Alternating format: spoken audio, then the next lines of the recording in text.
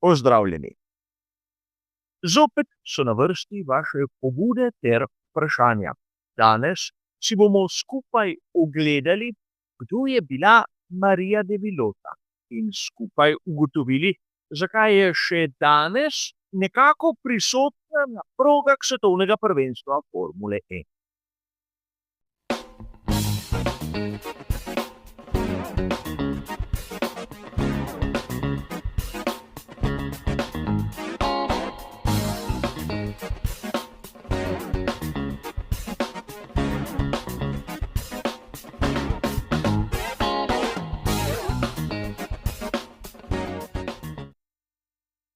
Verjetno ste opazili, da sam nimam rad obeleževanja obletnic smrti določenih junakov in določenih junakov iz sveta motošporta. Raje imam, da se jih spomnimo zaradi tistega, kar so napravili za čas njihovega življenja in ne zaradi onega, kar se je zgodilo v nekem trenutku in jih je stalo življenje. Ampak na moj naslov je prišla prošnja, če bi lahko napravil prispevek o Mariji de Villot. Namreč pred kratkim je bila obletnica njene smrti in mnogi viri so svoj prostor zapolnili s člankom, ki spominja, saj veste, na tisto rubriko, kaj se je zgodilo na današnji dan. In zadeva zagotovo ni bila v čast nekomu, ki je izgubil življenje, pravzaprav zaradi tega, ker je imel rad hitrost, rad motošport. Takšna je bila zagotovo Marija de Villota. Že njen oče, Emilio de Villota, je verjetno mnogim navdušencem dokaj neznano ime, čeprav je v svoji karieri nastopil na 15 dirkah svetovnega prvenstva Formule 1.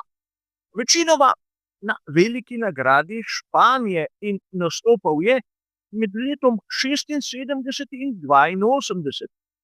Težava je v tem, da v teh 15 poizkusih mu je le dvakrat uspelo se kvalificirati na tisto pravo nedeljsko dirko.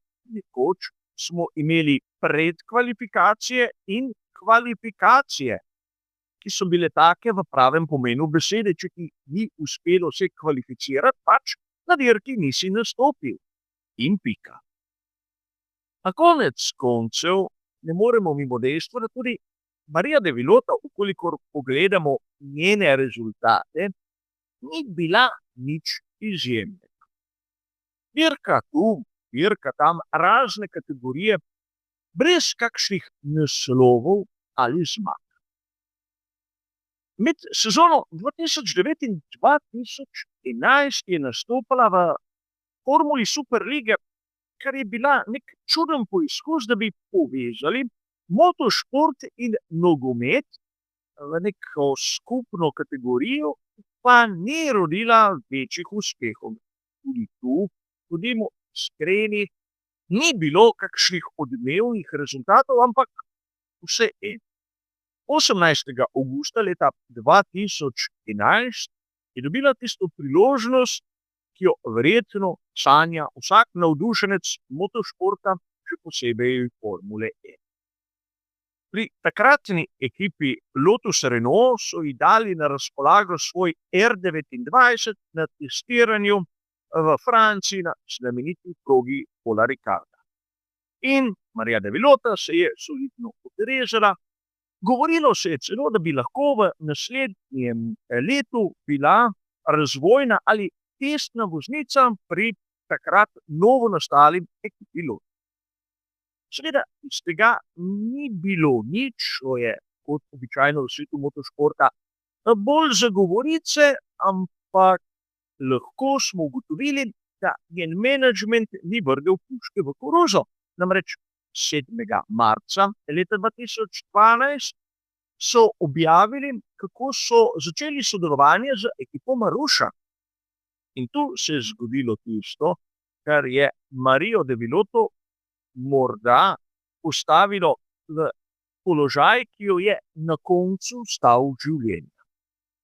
Že takrat je bilo testiranje bolidov izjemno okrnjeno. In pri ekipi Maruša so izkoristili neko praznino, ki je pa na koncu pomenila, da je Marija de Villota posredno izgubila življenje.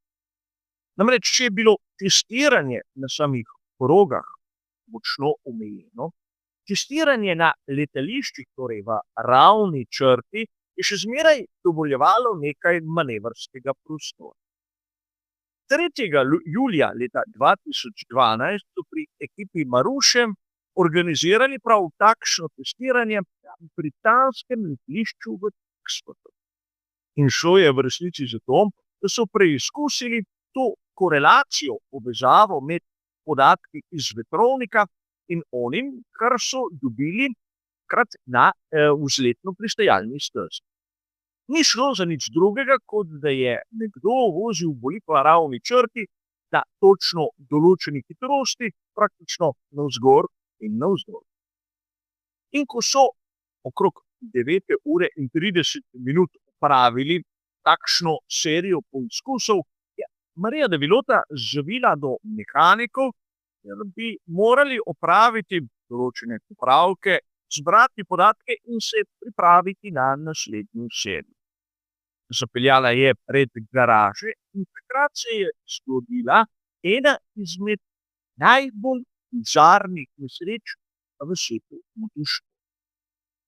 Namreč s hitrostjo, ki se je gibala po ocenah med 50 in 65 km/h, je Marija de Villota priletela v napol spuščeno nakladalno rampo tovornjakov ekipe. Torej, ni se zaletela v sam tovornjak, temveč praktično v tisto ploščad, ki je bila točno na višini njene glave. Zakaj? Še danes nikomur ni jasno. Ploščad ali spustiš do tli, ali jo dvigneš, da ni v napoto nikomu. Ampak tu verjetno marsikdo bi dejal, kaj ni vedela, kaj pravzaprav počne, ni imela izkušenj, ni imela znanja. Ampak pri nadaljnjih preiskavah je prišlo na dan nekaj, kar mnoge izmed nas lahko spravi v manjšo zadrego. Namreč zgodilo se je, da Mariji de Villote niso razložili, kako se bolid pravzaprav ustavi. In mnogi boste sedaj dejali, ki je pa težava, pritisneš sklopko, stisneš z zvorom. Ampak motor bolida Formule 1 je imel že takrat sistem proti ugašanju, tako imenovani antistalk, ki ga je bilo potrebno izključiti. Zagotovo pri Renaultu R29 so bile zadeve rahlo drugačne.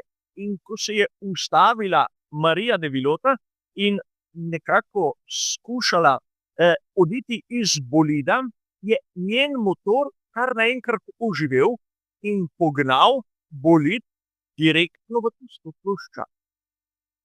Udarec je bil hud, namreč porabili so več kot uro, da so jo izvlekli izpod tiste nakladalne ploščadi, izgubila je oko in imela več zlomov lobanskih kosti. In tu ne bomo iskali odgovornih, ne bomo iskali krivcev, ampak zopet dokaz, kako tudi v svetu motošporta prav nič ne sme biti prepuščeno naključju. Saj bo že nekako, je tisti izgovor, ki običajno pripelje do takšnih rezultatov.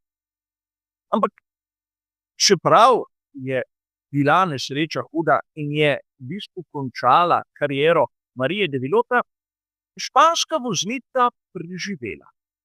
In 11. oktobra 2012 se je znova pojavila v javnosti in začela neke vrste svoje drugo življenje, kjer se je bolj posvetila temu, da je ozaveščala glede raznih problematik v svetu motošporta in se nekako skušale uveljaviti tudi na tem področju. Ampak usoda, običajno, je izjemno kruta in ima, bodimo iskreni, zelo prefinjen smisel zanj. Točno leto dni po tistem, ko se je prvič po nesreči pojavila v javnosti, je Marija de Villota umrla za stalo smrt. Točno 11. oktobra leta 2014. Uradno naj bi šlo za naravno smrt, ampak dovolite mi, če si lahko drznem nekako ugibati, ali ni njeno telo toliko trpelo po tistem trku, da je enostavno odpovedalo, in prav bi bilo, da bi ime Marije de Villote tudi zasledili v tistih spiskih, kjer najdemo na primer Jules Bianchon. Ampak verjetno boste njeno ime iskali z manj. A mnogi, ki ste ostali na tem prispevku do tega trenutka, še zdaj ne veste, zakaj je Marija de Villota tako posebna, tako pomembna, da danes prav govorimo o njej. A res ovinek na progi v Harami je poimenovan po njej? In zopet smo tam. Nekateri ovinke imenujejo po zaporednih številkah, ampak to še ne pomeni, da so oni Kimi Räikkönen. Imena ovinkov je treba poznati prav zaradi tega, ker vsak za svojim imenom skriva neko zgodbo, skriva neko legendo. V samem uvodu sem vam povedal, da Marija de Villota je še danes prisotna na vseh dirkah svetovnega prvenstva Formule 1. Njena družina je imela šolo vožnje, kjer Marija de Villota je bila neke vrste inštruktorica raznim mladim nadebudnim voznikom. In zgodilo se je, da je mladi Carlos Sainz mlajši prav za Marijo de Villoto opravil prvi poizkus v enosedežnem bolidu po tistem, ko se je že nekako uveljavil v gokartu. Po njegovih besedah je šel za Marijo približno 10 ali 20 krogov, kjer je spoznal, da v bistvu ima tisti talent, da zna voziti tudi enosedežnike in da bo mogoče prišel celo v Formulo 1.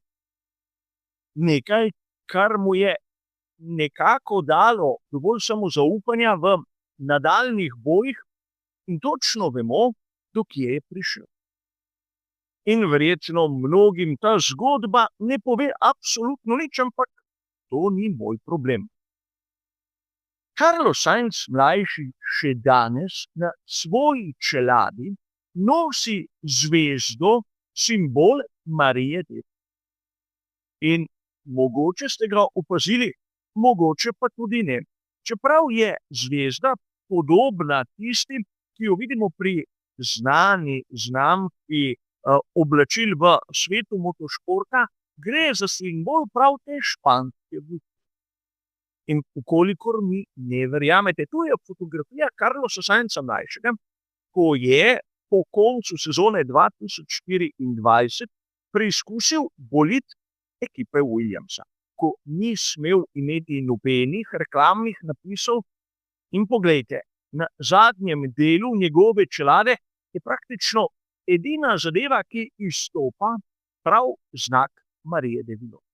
Tako kot je Carlos Sainz mlajši povedal, ne gre za to, da bi nekako prenašal tisto zapuščino, ki jo ima Marija de Villota tudi med španskimi vozniki, med špansko publiko motošporta, ampak gre za to, da seboj nosi tisti spomin na inštruktorico, ki mu je pomagala prebroditi praktično prve metre v svetu enosedežnikov, ko se je pripravljal v bistvu v vstop v ta čudovit svet. Zgodba, ki je vredna omembe, ki je vredna praktično tega, da jo mi poznamo, da se jo spomnimo in zato. V motošportu ni vse tisto, kar pravijo statistike, kar pravijo števila, zmag osvojeni slovi in ne vem kaj vse. V svetu motošporta so pomembne tudi takšne majhne geste, ki praktično nekomu lahko pomenijo veliko. In Carlosu Sainzu mlajšemu je Marija de Villota dala ogromno. Zato se jo spominja še danes. Upam, da sem s tem krajšim prispevkom nekako odgovoril na tisto vprašanje, ki mi je bilo zastavljeno, in nekako zapomnil vse praznine, ki so jih pustili drugi, ampak od dobro veste. Zaenkrat bo to vse. Hvala za vašo pozornost in nasvidenje.